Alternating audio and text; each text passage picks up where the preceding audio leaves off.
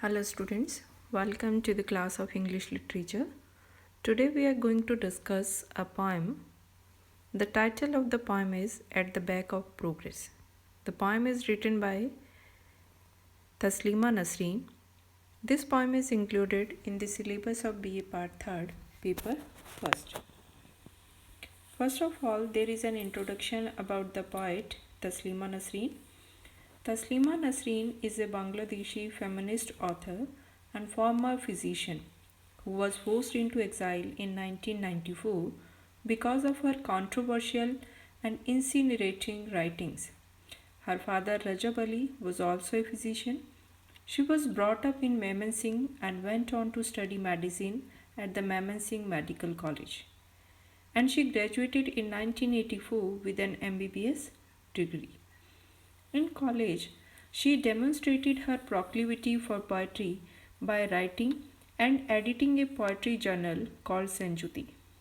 After graduation, she worked at a family planning clinic in Mymensingh for a while but gradually gave it up to take up writing full time.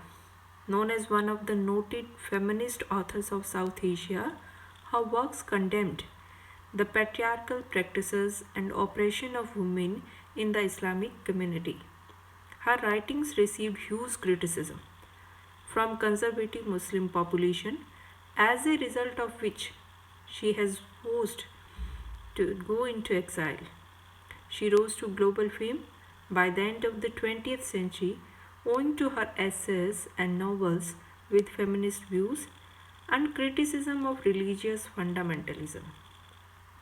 Since leaving Bangladesh in 1994 on account of threats, she has lived in many countries including India and the United States. She works to build support for secular humanism, freedom of thought, equality for women, and human rights by publishing, lecturing, and campaigning. Her works include Lajja, Amar Mebela, and Dvikhandit.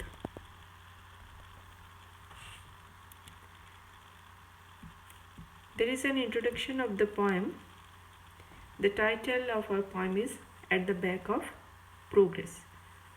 The title indicates the double standards of the society. The poem objectifies the condition of women in patriarchal society, which victimizes her. The poet exposes the hidden face of development and points out the attitude of men and their dubious standards on morality. Her contention is that man's treatment of women is the same in every patriarchal society. The power structure is controlled by his money, which allows her to live only at their mercy. In this poem, she gives a few examples. The title of the poem is highly sarcastic and evidently mirrors the poet's thoughts. The treatment faced by women at homes, their domination and suppression do not figure in the index of economic progress and development. They are irrelevant to the progress that the society is headed towards.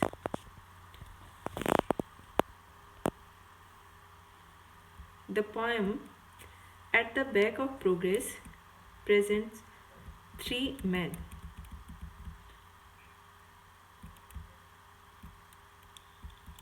It is the story of three men, and the poem begins as the fellow who sits in the air conditioned office is the one who in his youth raped a dozen or so young girls and at cocktail parties is secretly stricken with lust, fastening his eyes on lovely's belly buttons.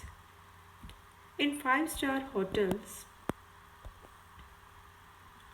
he tries out his different sexual taste with a variety of women, then returns home and beats his wife because of an over-ironed handkerchief or shirt collar. In his office, Mr. Big puffs on a cigarette, shuffles through files, rings for his employee, shouts, demands tea, drinks, and returns to writing people's character references. The poem begins with the character sketch of a person.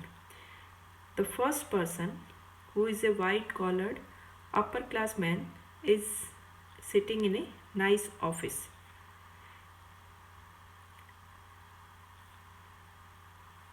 The beginning of the poem tells that this man does not respect women. He has raped many girls, and the number of the girls is not fixed. It is a dozen or so. The destruction of youth for one or more people is insignificant for this person. He is unreformed. He lusts after the woman at the cocktail party, the belly button. For the poet, this is a sign of umbilical connection of motherhood and childhood. But the man wants to make that his, he continues to destroy. And sex is not his only medium for abuse.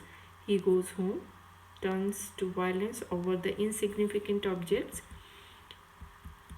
in his privileged life. An excuse. He doesn't treat his workers well, he is unkind to them, but he treats them better than any woman in his life. This man gives references. He is given the privilege of judging a person's character. He has power to control people's future. He wouldn't judge character as we judge character. The person whose character is not good, who is not a good human being, who cannot respect women, who cannot respect even the mother or wife who is present at his home. And apart from this, he is not good with his servants, with his employees. And that person is given the chance to judge other person's character. This is ironical.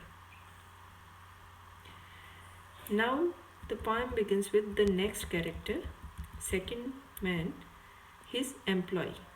His employee speaks in such a low voice that no one would ever suspect how, at home, he also raises his voice.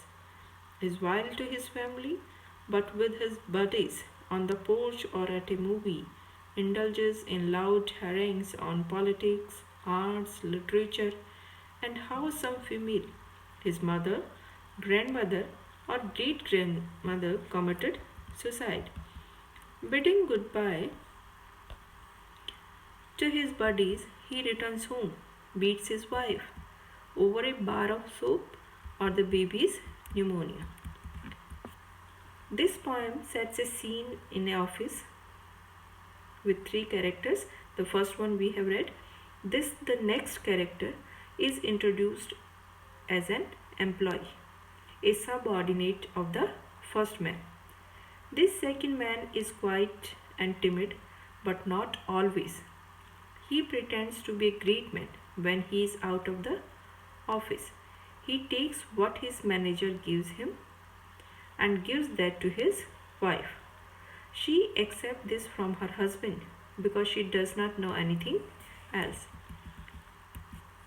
His wife has learned this rule.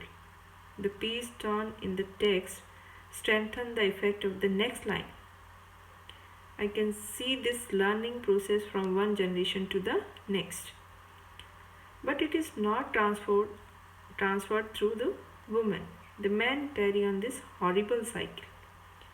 The outcome is suicide of every woman in its path. Nasrin's break in the line gives just a moment to think about what we should know is coming. The subsequent lines, each ending with mother, each stretching a little farther to the edge of the page, amplify the tragic message that shows the progress and the depth of this man's action. In the next stanza, the man beats his wife, but Nasrin pulls this line in closer, as if it were not so bad. It is not after the previous stanza. He returns home, beats his wife, and the reason of beating his wife is very small thing. He can beat his wife over a bar of soap or baby's pneumonia. Now comes the next or third man. Next day at work, he pleasantly brings the tea, keeps the lighter in his pocket, receives a tip of couple of taka, and tells no one that he divorced his wife, his first wife, for her sterility, his second for giving birth to a daughter, his third for not bringing a sufficient dowry. Now, with wife number 4, he again has someone to beat over a green chili or a handful of rice. The last man, the bearer, as a worker, the most common of the group.